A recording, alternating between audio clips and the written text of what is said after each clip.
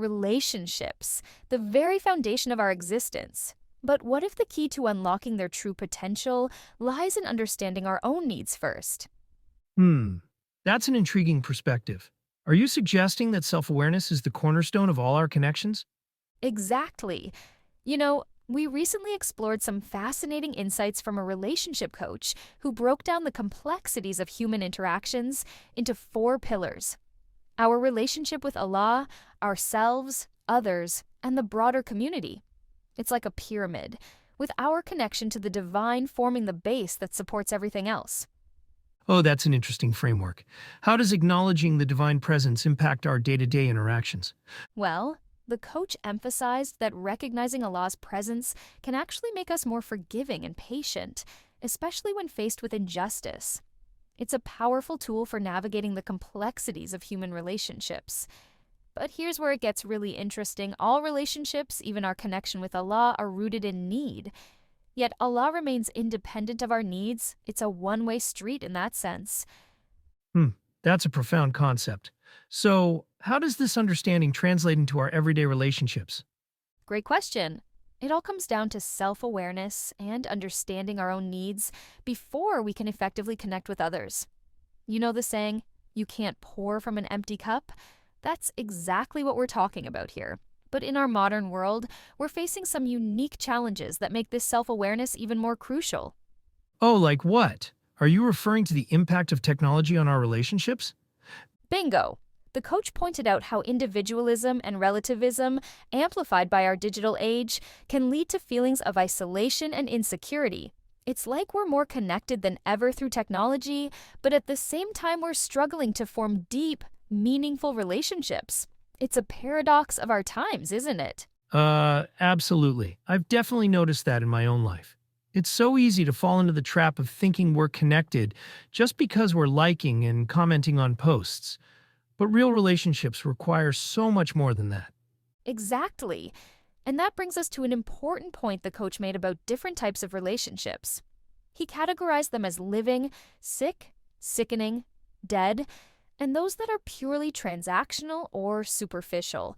It's a spectrum, really, and we need to be aware of where our relationships fall on that spectrum. Wow, that's quite a breakdown. So, how can we ensure our relationships stay in the living category?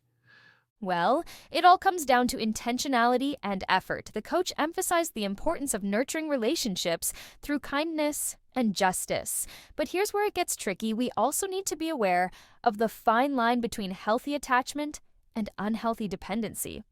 Oh, that's a delicate balance. Can you elaborate on that? Sure thing.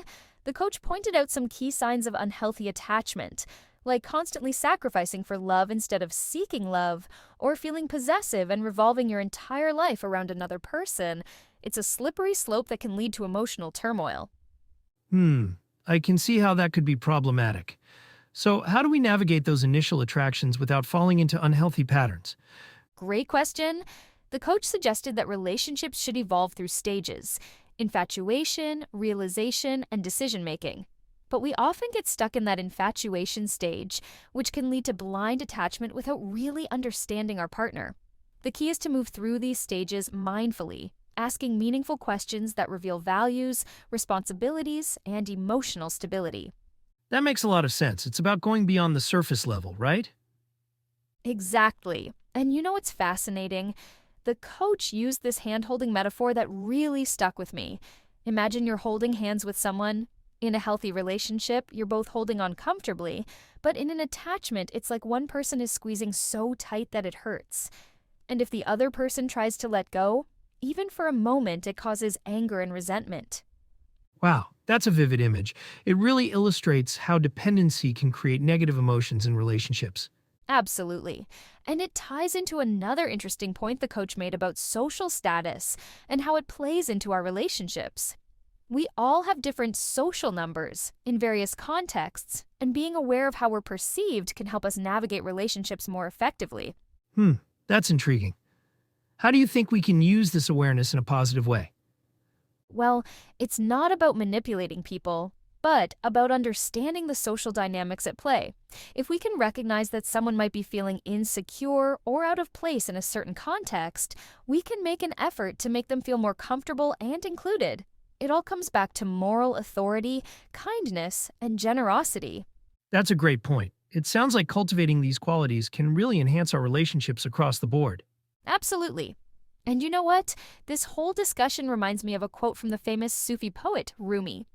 Your task is not to seek for love, but merely to seek and find all the barriers within yourself that you have built against it.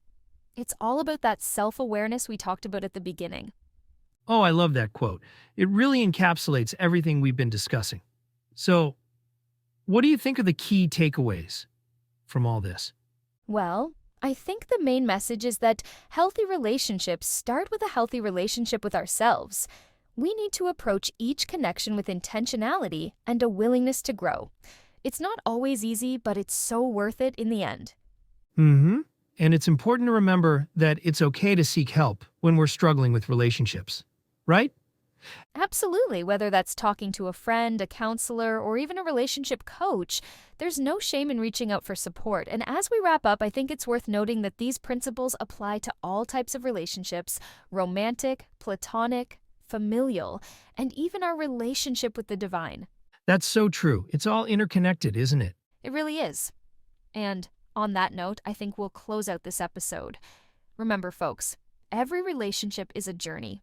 Enjoy the ride, learn from the bumps, and cherish the connections you make along the way. Until next time, take care and stay connected in all the right ways.